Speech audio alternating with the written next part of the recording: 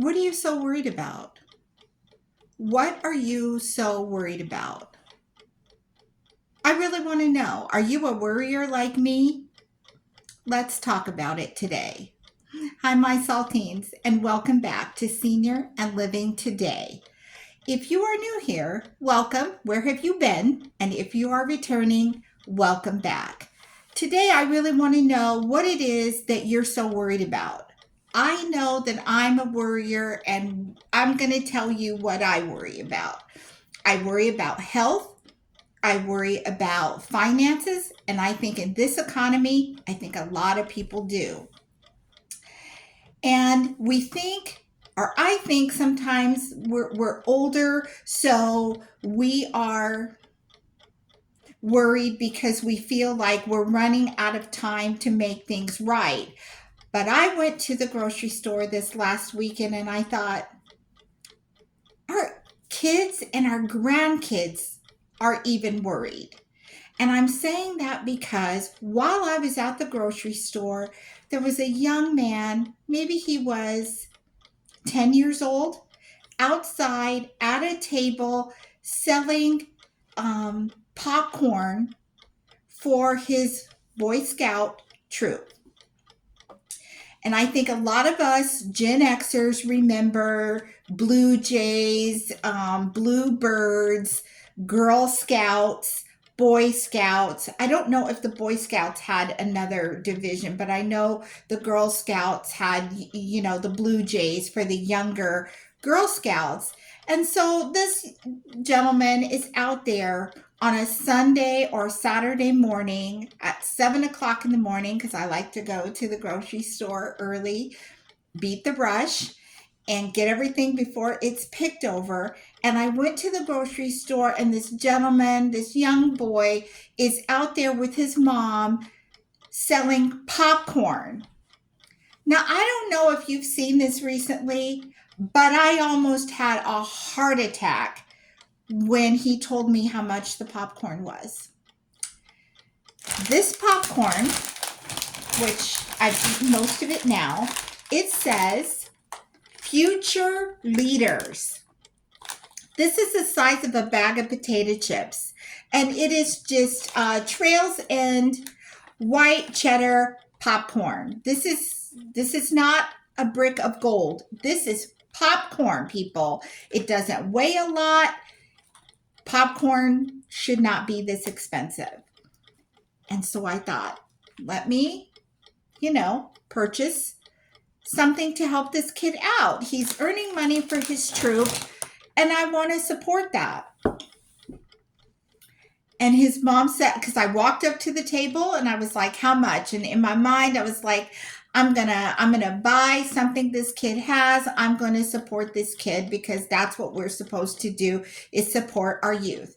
And I asked him, how much is the popcorn? And the bag of popcorn, people, is $20.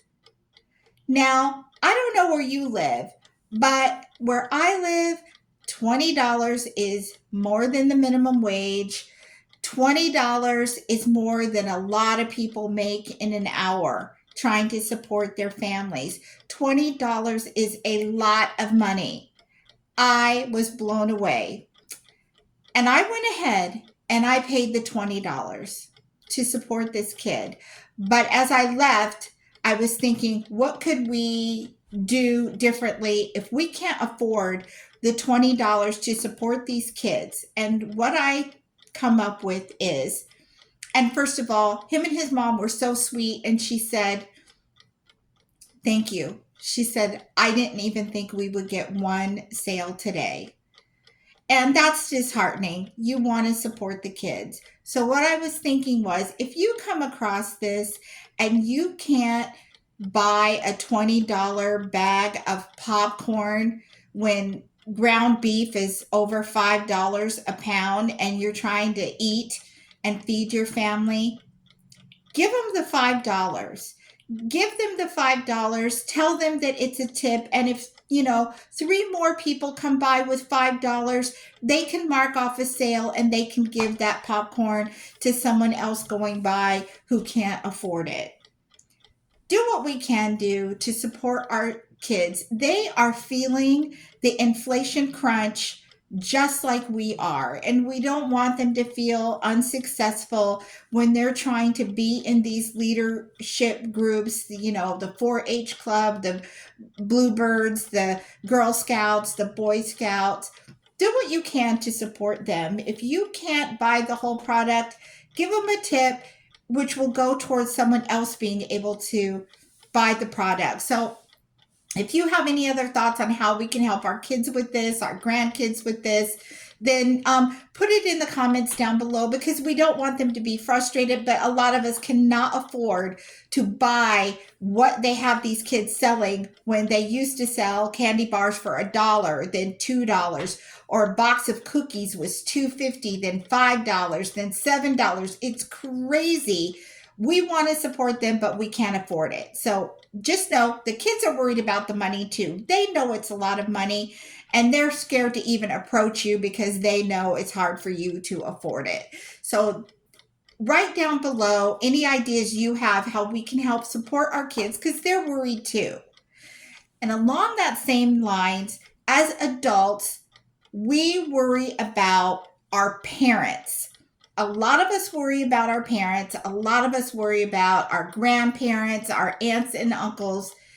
And what kinds of things do we worry about? Being a kid who lost my mom when I was in my 20s, I tell you what I worry about. I worried about, as I was raising my kids, if they were going to experience being without a parent like I was in my early 20s and not knowing what to do. I worry about them. And as parents, we tend to do that. We tend to worry about our kids. So when my mom passed, I didn't know anything. I didn't know where her church was. We did not live in the same area. I didn't know who her people were. I didn't know who to contact. I didn't know if she had life insurance. I didn't know if she had retirement. I knew nothing. And so I want you to know that I think a lot of us worry about that. A lot of us are afraid to have that conversation with our parents before it's too late. If your parent is in an accident, if your parent passes, if your parent has a stroke and they can't speak, and you are their child, and so you're called in to take care of them or to hire someone to take care of them, do you know all that? Do you know where they pay their mortgage to? Do you know how much it is? All of that stuff is just an added worry. We worry about so many things, layers and layers and layers of worry. What is the solution? Honestly, this is how I came up with this book.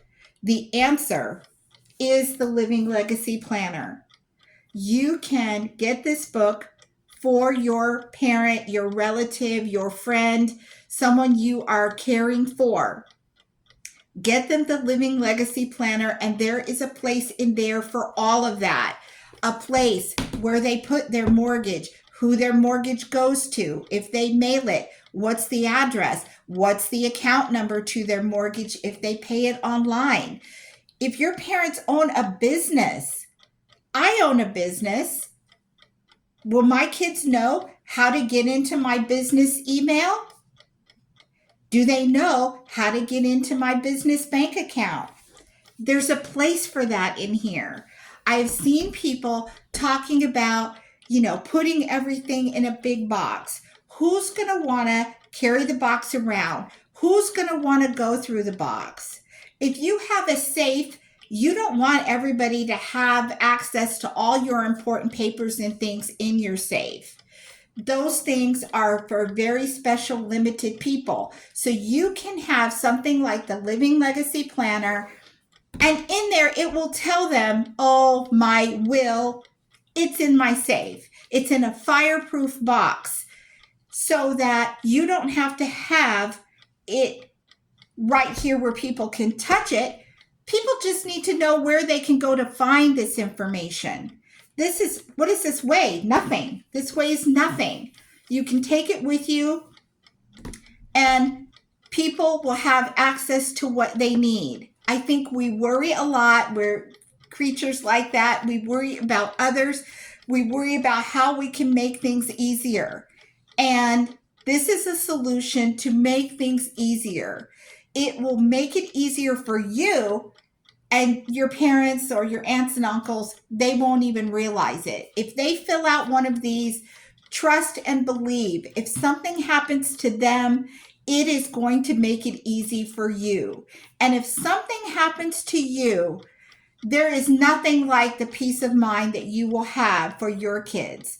I have filled mine out, and it gives me such peace to know if I drop over tomorrow, heaven forbid, if I drop over tomorrow, my kids can pick this up and they know who is my attorney, where are my papers, where is the safe, and who do they need to call to get everything in line to continue the mortgage or whatever they need to do. It's in here. So that is why I wanted to talk to you today about, what are you worried about? I worry about the kids. I worry about my elders. I'm a natural worrier. Are you a natural worrier? If you are a natural worrier, put down below what kinds of things you worry about, and we can talk about them and figure out how we can stop worrying so much, because we don't need the stress. We do not need the stress. We are trying to get less stress. That's the goal. So please think about what worries you. Write it down below. We'll see what we can do to tackle the things that you are worried about. Let's think about also how we can make things easier for our parents, our grandparents, and our kids so they don't worry so much. So don't forget to visit my website. Don't forget to submit to me your super seniors. If you know a super senior that you want me to talk about on here, email me their information and I will talk about your super senior. And I look forward to seeing you next time right here on Senior and Living Today. Take care.